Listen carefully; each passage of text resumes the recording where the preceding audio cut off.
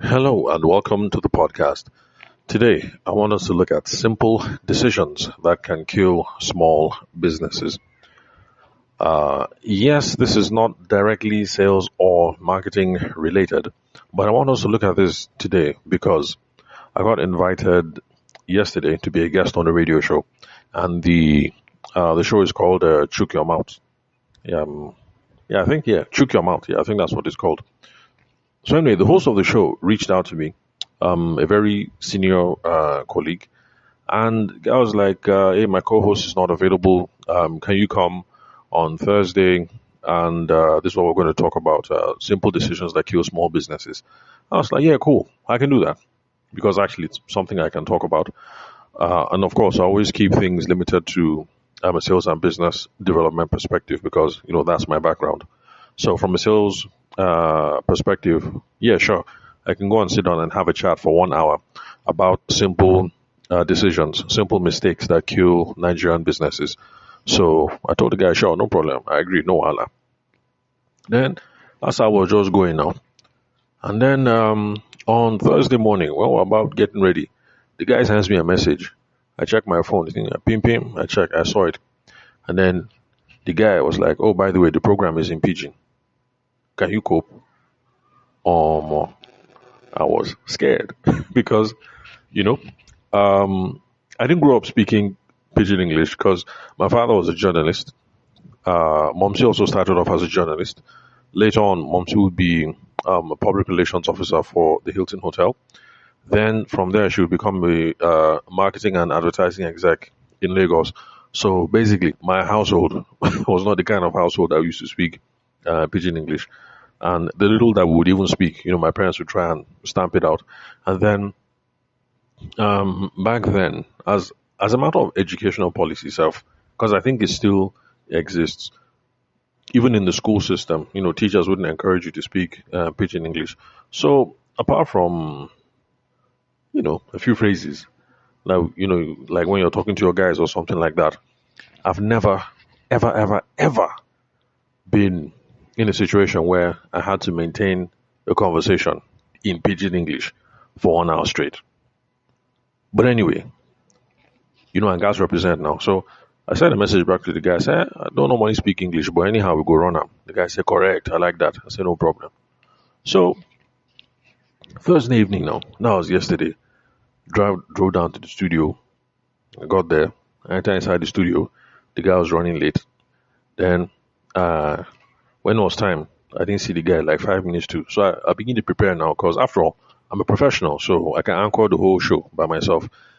I was saying it's even good that we won't anchor it by myself because then I can now control the tempo, the pacing of the pigeon. But then the guy showed up. I said, hey, Wahala, it's time for us to go live. And then the usual background check you do before you go live now. Okay, so this is how we'll run it. This is what we'll talk about. This, that. What did you prepare? I said, okay, no problem. Let's go live. Let's go. I was ready.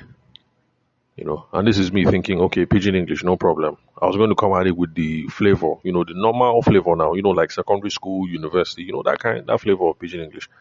So the show begins.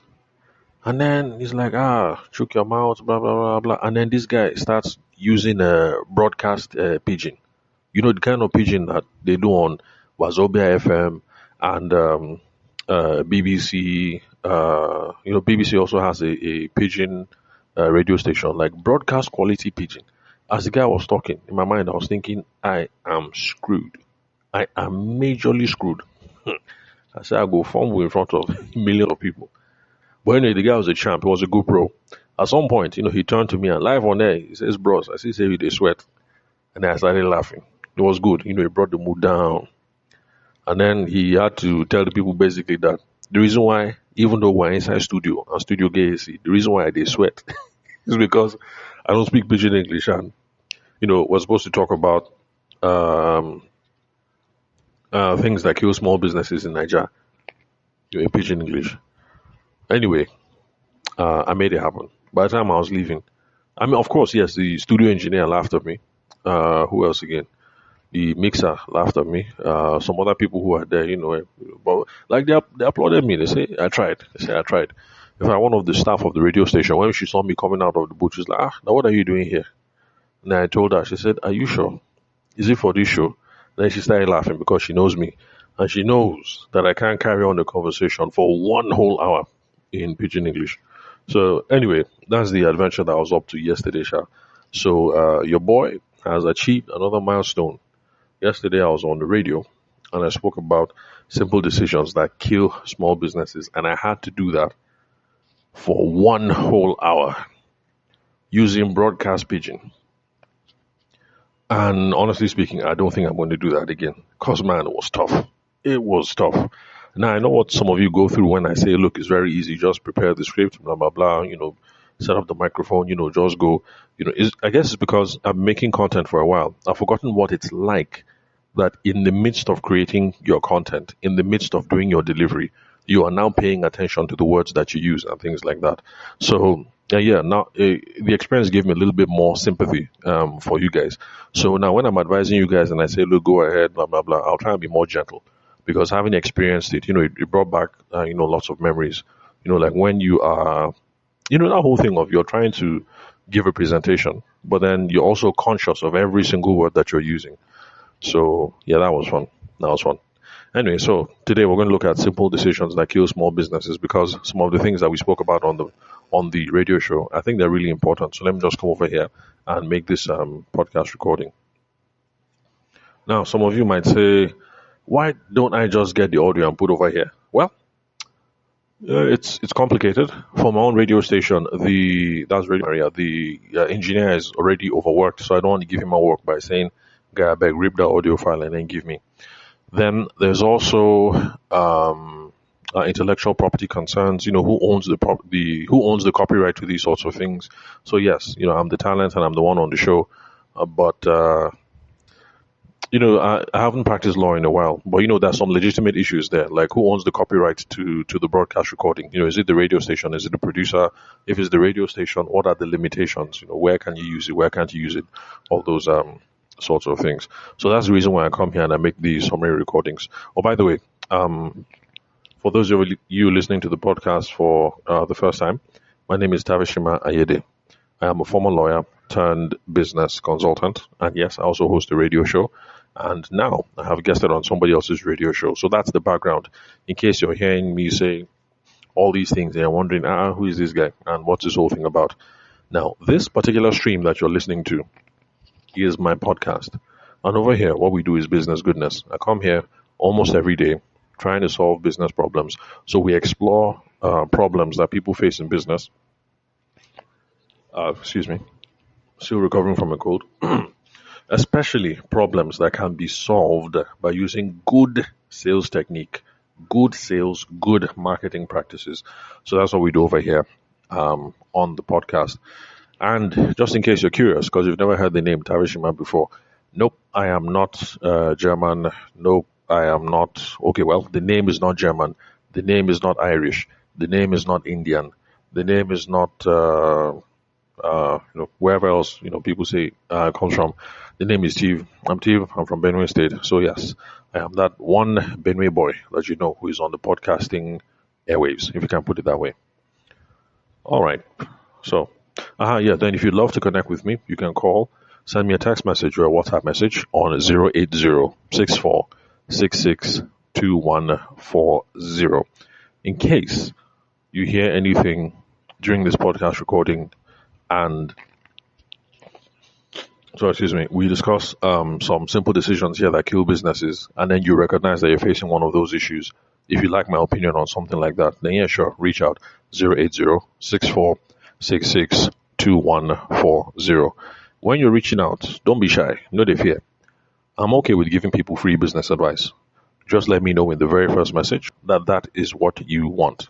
That's the reason why you're reaching out to me. Then we'll schedule a call and I'll answer one question only. For those of you who are shy and don't want to talk, because I actually did meet, well, not meet per se, because she sent me a message on WhatsApp. And in the 6 years I've been doing this, I finally met one podcast listener who actually did not want to talk. Most people, when I say, let's go on the call, they look forward to it. And then some people are surprised that I actually do call because they don't expect me to call. But yeah, I've actually met one person who didn't want to talk over the phone. So in case you're like that, sure, no problem. Let me know and I'll answer that one question by text. But then if you want us to go in depth to explore some of these errors, how it relates to your business, and to create a plan for coming out of it, we'll have to set up a consulting session. And don't worry, I have packages available all the way from big boys and girls, middle class boys and girls, all the way down to I no get money. We have packages for you. So, except if you have zero naira, then you're just limited to one question only. All right, so let's go straight into it now because I've already wasted like 10 minutes on preamble. Okay, so simple decisions that kill small businesses. By the way, I'm not going to do this in Pidgin English. So if you're waiting to hear me go off in broadcast Pidgin for the next 20 minutes, I'm sorry to disappoint you, but I'm never doing that again. That was just too tough.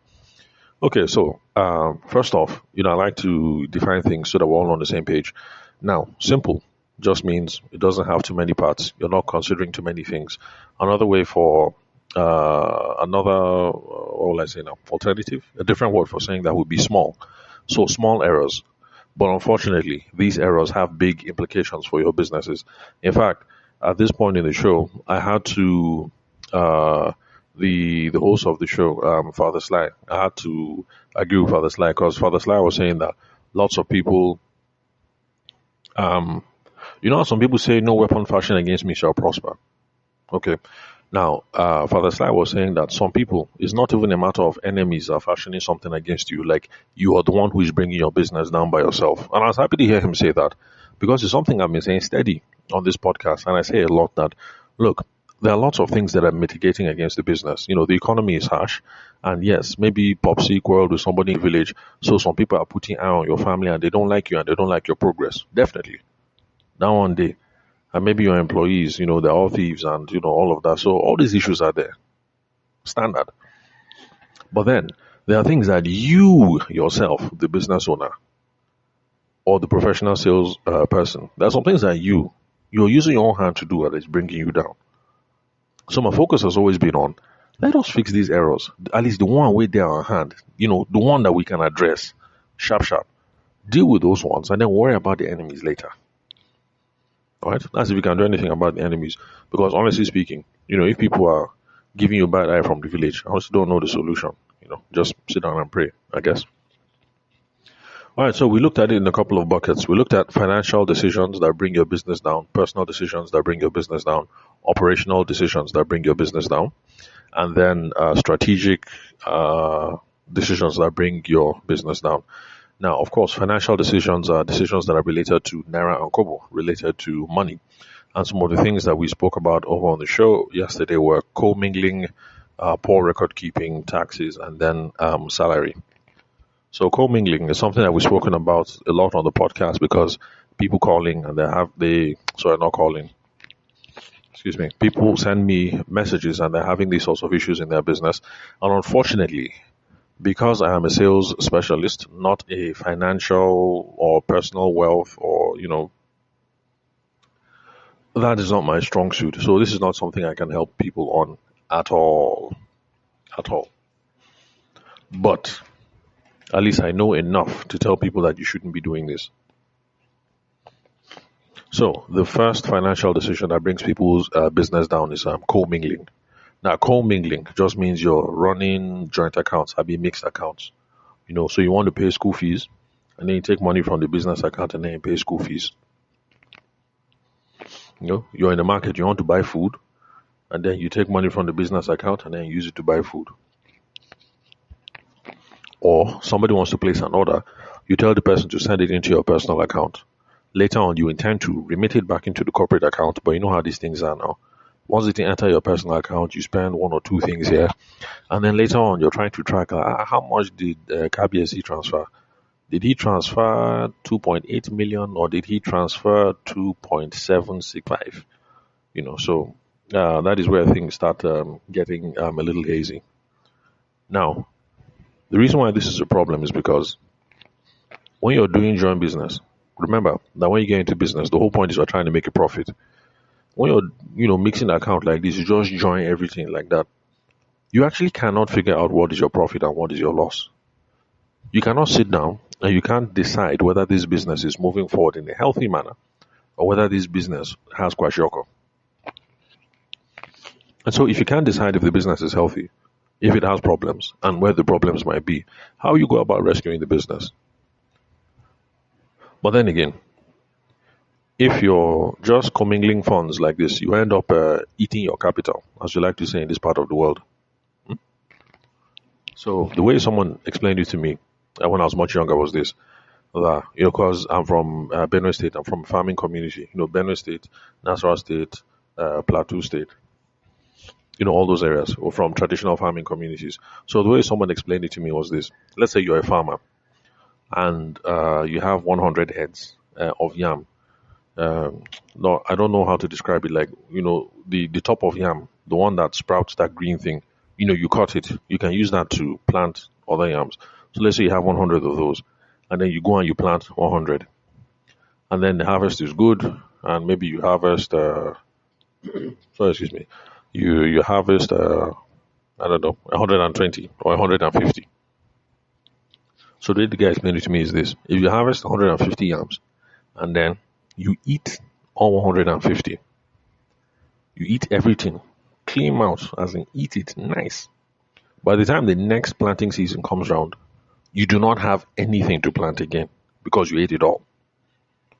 So, those of you who farm, because me, to be honest, I never did any farming. The most farming I did was in agric. When we studied agric in JSS1, JSS1, 2, 3. That's the last farming I did because we farmed watermelon, we farmed corn, we farmed yam, and I can't remember what else. It was part of the practical. You have your plot, you farm your crop, and yeah, it was an exciting time. I had this bright idea that I would urinate on my corn to give it fertilizer, and I found out the hard way that unfortunately urine isn't. Let's just say if you're looking for fertilizer, go and get fertilizer. Don't urinate on your plants. It's not a good idea. It kills them. So where was I now?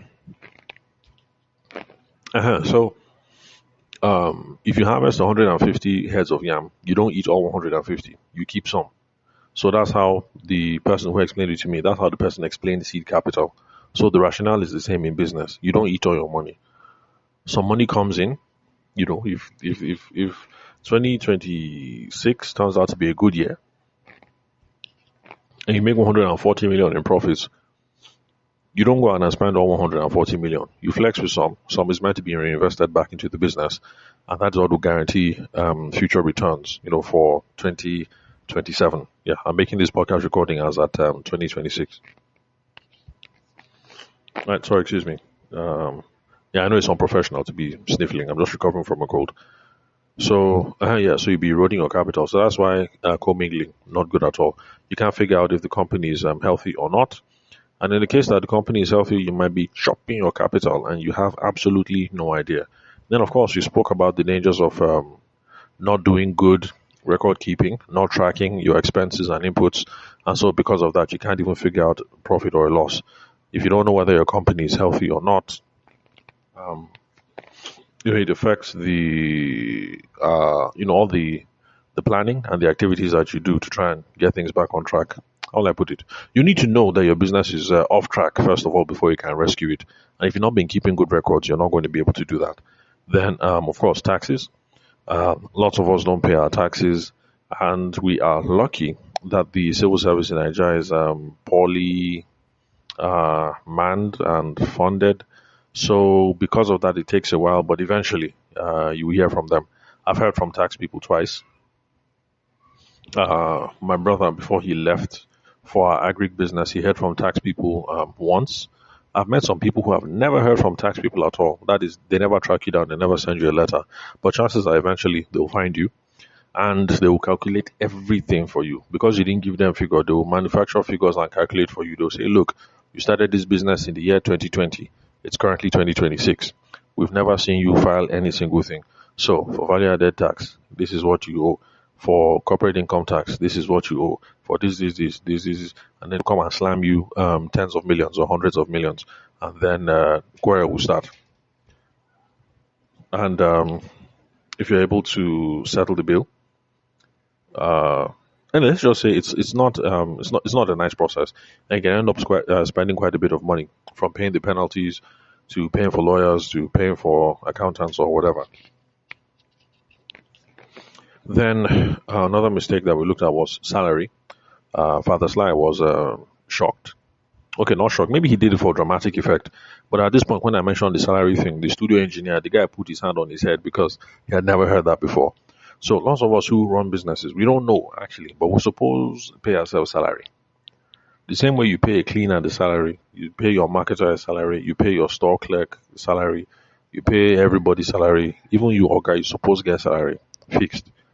You pay your and you consult with an accountant because this is not my area of specialty. So your salary fixed. You pay taxes on top of your own salary self. So the way my first accountant explained it to me, he said lots of we business owners in Nigeria, we have this culture of drawdown. Drawdown just means you need to do something. You just chook on inside the company expense and then you just draw down, collect money. You want to sort yourself at the end of the month. You don't have a fixed salary, so you just chook on inside the company account and then you draw down. So we have this culture of draw down. For my accountant at the time, the one that was the first accountant, the way he advised me was, look, continue to draw down. But shall I write the drawdown? Let me see the drawdown. Then we'll discuss all the drawing down. The one that was necessary, the one that was not necessary, we'll now know how to apportion everything. But shall he warned me sternly, I suppose they pay myself salary. So yeah, you should be paying yourself a salary. So these are some small errors that make it difficult for us to grow our businesses. And you can see that for the financial decisions that we've discussed here, they impinge on our ability to determine whether the company is running at a profit or running at a loss. And in some cases, we're going to end up eroding the capital that we should be using to invest in, the next round of business growth. Then we looked at personal decisions. I brought up the issue of work ethic, and that's because, okay, at this point now, I've spent most of my time in Abuja instead of Lagos, so I don't know how Lagosians, I don't know how una they run, I don't know how you guys run your things. But in Abuja, there's this whole idea of, I'm my own boss, and so some people just, whatever, I want to be at the office at 10 o'clock, they'll go in at 10. Tomorrow, let me go in at 2. Next tomorrow, oh, okay, let me come in at 7 a.m. So they just do it anyhow. Up, down, up, down. Sometimes you wake up and say, I don't feel like it, so you won't come into the office again. So, one error that lots of us are making is we're not treating it like our brothers and sisters who are in 9 to 5. So, our brothers and sisters who they answer Oga, who they answer Yes, sir. They have fixed times. Clock in at 8:30, clock in at 9, do not clock out before 5. We should have a similar attitude and respect that. So, but decide. If it is 12 to 6, then do your 12 to 6. If it is 9 to 8 in the evening, do your 9 to 8. Whatever it is, just decide and then stick to it. Then we also looked at a case study. Well, not a case study per se. Yeah, a case study because the host, Father Sly, wanted to know about one of his neighbors who runs a POS business, and the guy just did do anyhow. And we looked at it that this guy is losing lots of money because he likes to stroll into the market like around 12, 1. But then Father Sly's reasoning, and he's very correct, is that, at least in Abuja anyway, there are lots of people who say, like, oh, the market is terrible, there's no parking, it is hot, and then I have to go to work. So what lots of people do is that they try and target early morning, go to the office, sign in, then rush to the market, buy one or two things, and then come back, sharp.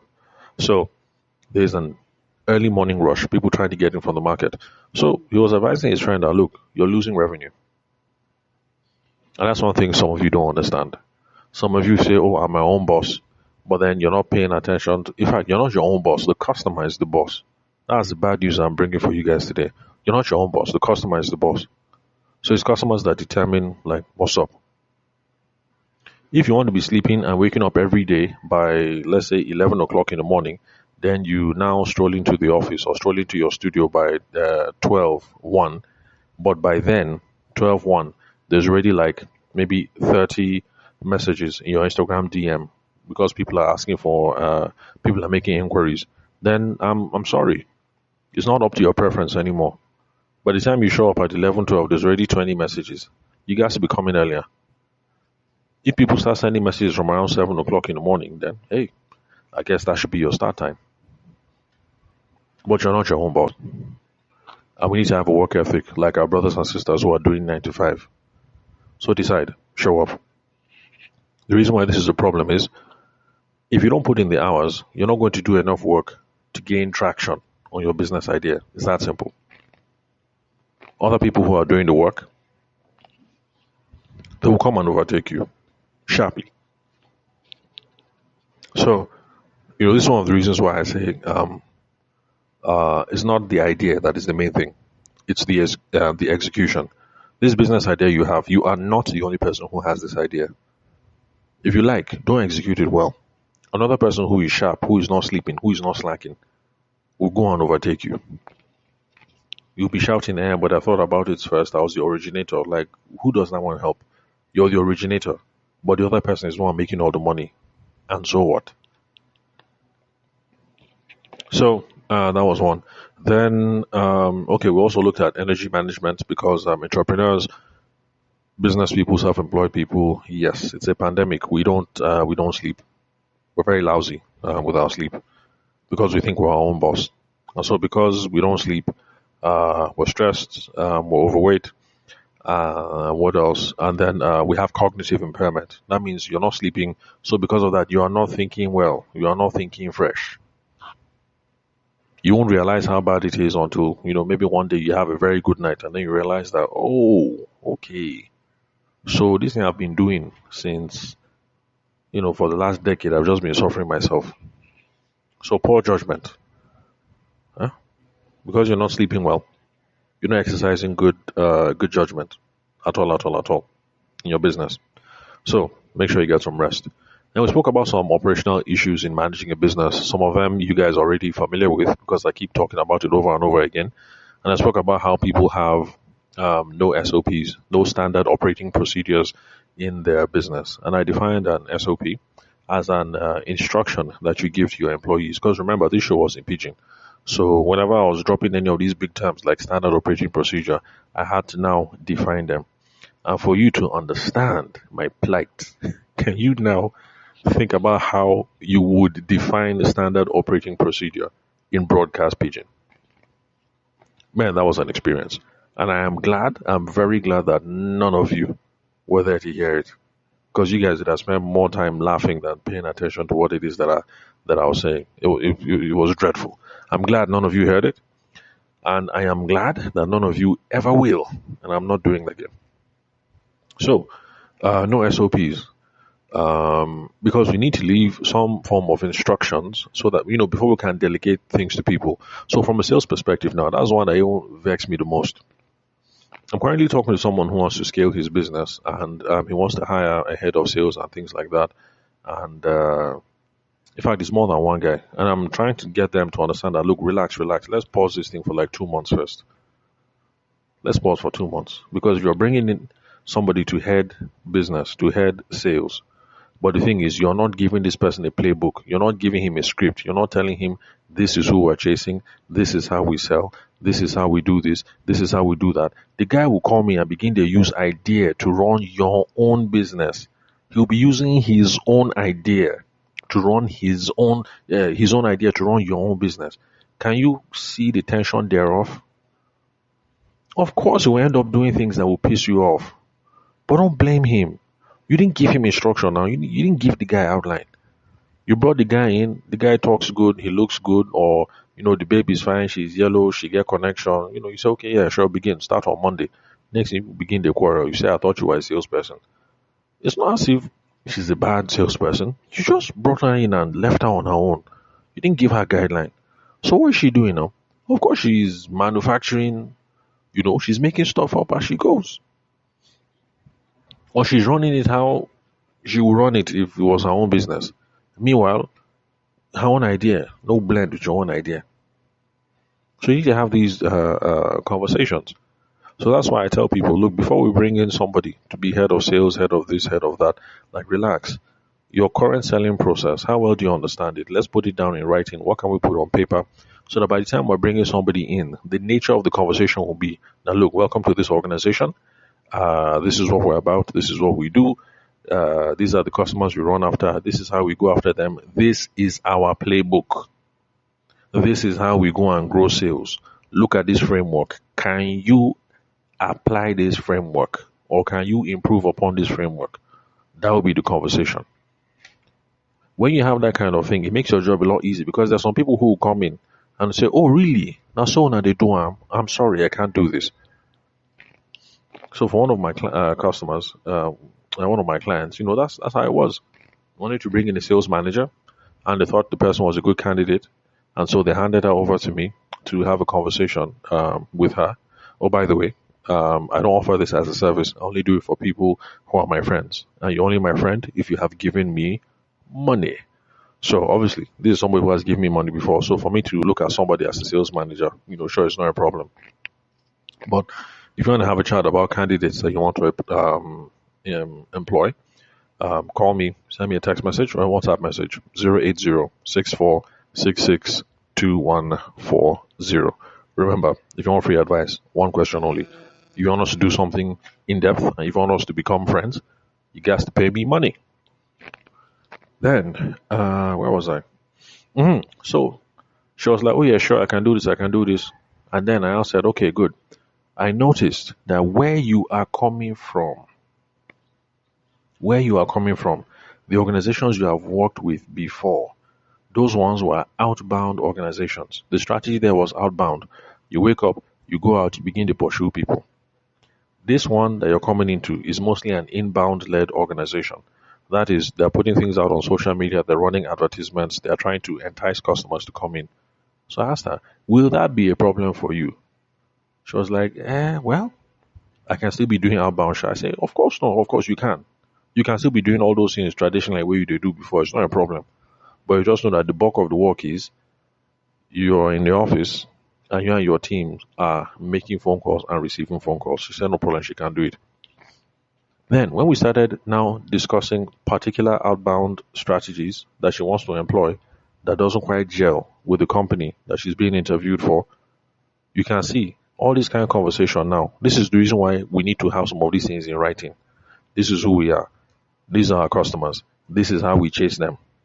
This is how we close the deal. This is how we toast them. This is how we negotiate. This is how, everything. By the time you start talking to somebody, some people can say, "Oh, is it like this? Oh, I'm sorry, I can't do that." And then they will leave.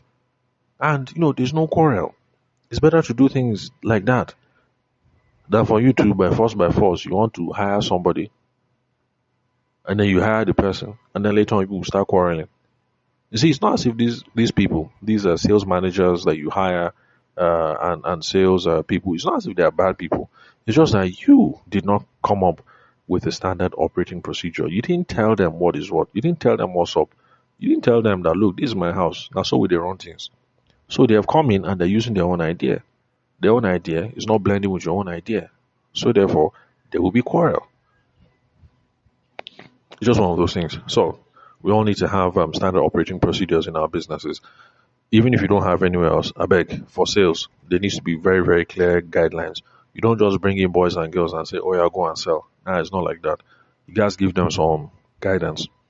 Um, if you don't have SOPs, standard operating procedures, there'll be any quality control in your business. So salespeople, they will just be anyhow. Some will be up, some will be down. No quality control. When it comes to producing your product, let's say you run a fashion outfit. There's no standard operating procedure. This is how we stitch. This is how we cross stitch. This is how we bead. This is how we solder. This is how we do this. This is how we do that. There's no template. Your customer's cloth will just be up and down, just be anyhow. No quality control. So standard operating procedure, quality control, nice customer experience. Yeah, so That's how we need all these operational issues buttoned up. Then on strategic, okay, we didn't get to discuss strategic planning and all that because we ran out of time. But on the strategic thing, I'll say the biggest mistake we make is we don't take time to breathe and reflect, which is normal because how Nigeria is now.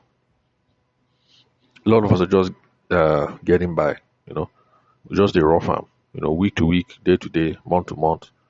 So you get to the end of the year, you breathe a sigh of relief, you do small dirty December, and then January, you're back on the horse, begin the hustle again.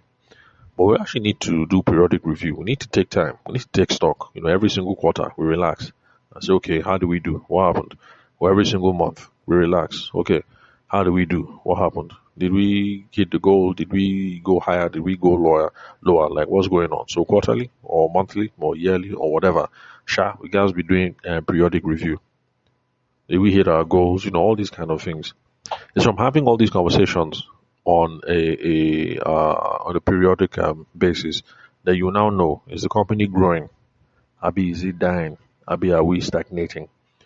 Then you now know, you now be able to brainstorm and figure out the things you need to do to move the business forward. Now, if you don't do this, as far as strategy and growth are concerned, you don't do all these periodic reviews. What happens is, after a while, you stagnate, you become irrelevant because you're still doing the same thing in 2026 that you were doing in 2021. But your competition, they're more agile, they're more sharp, and because of that, they will be able to plot one or two things, and before you know it, they overtake you. Something that you used to look at before as a small boy, you wake up one day and the guy is your ogre.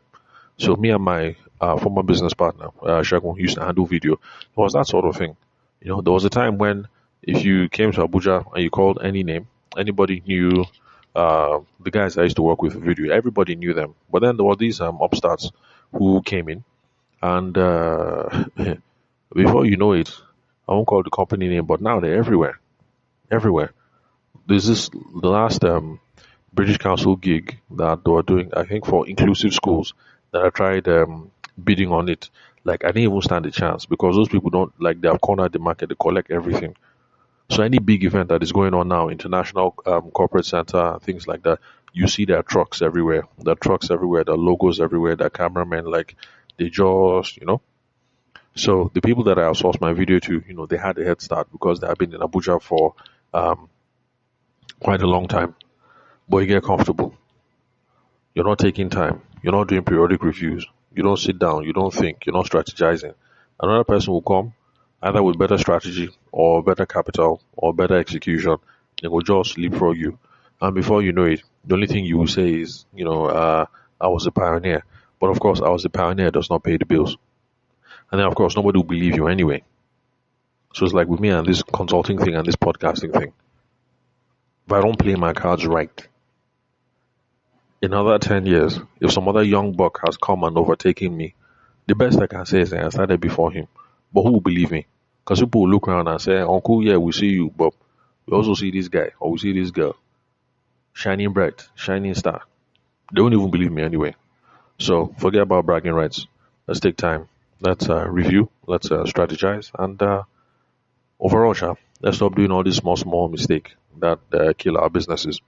So if you'd love to get in touch, if you want to connect, you can call, send me a text message or a WhatsApp message on 080-6466-2140. If you've heard anything that you clearly identify with and you think it might be an issue, you want to have a quick conversation to see how we can help resolve some of those issues, no wahala. Just reach out 080-6466-2140. If you want free advice, it's not a problem. I'm open to that. Just make sure you tell me in the first conversation. Make sure you tell me in the first message. Make sure you tell me in the first DM. That is free advice that you're looking for. We'll set up a time. We'll have a conversation. You don't want to talk over the phone? You're shy? That is not a problem as well. Because having spoken Pidgin English for 1 hour yesterday, I can understand when you're doing something and it's not comfortable, it's not fun. So you're not comfortable with that. Cool. We'll continue chatting. But I will answer one question only. If Free advice is what you're looking for. If you want us to go in depth, some of these operational issues, some of these financial issues. In fact, for the financial issues, to be honest, I suppose refer you to somebody else because that's not my area of forte. But at least I'll be able to tell you what the problem is and then tell you which other kind of professional you should be looking for next. Because fixing it would not be my own area of specialty. But you want us to go in depth, figure out whether these problems exist, how bad the problems are, come up with a plan. Then we'll have to set up a proper consulting session. So if you're a big boy or girl, you're like a shogi, I got you. If you're a middle class person, no problem, I got you. You don't get money, no problem, I got you. If you're totally broke, like zip, 0 naira, no problem, I got you. I'll answer one question. Either way, you reach out to me, I promise you, you definitely will get some value. I promise you. There's nobody who hasn't come across my path who has not said that was a valuable experience. There has been nobody that has said, okay, well, there's one of my ex girlfriends. It's not as if I have many. Yeah, but for her, yeah, she says that meeting me was an absolute waste of time. So apart from my ex, everybody else that has come across my path, they say they got value from me. So thank you very much for your time and attention. I'll catch you all some other time.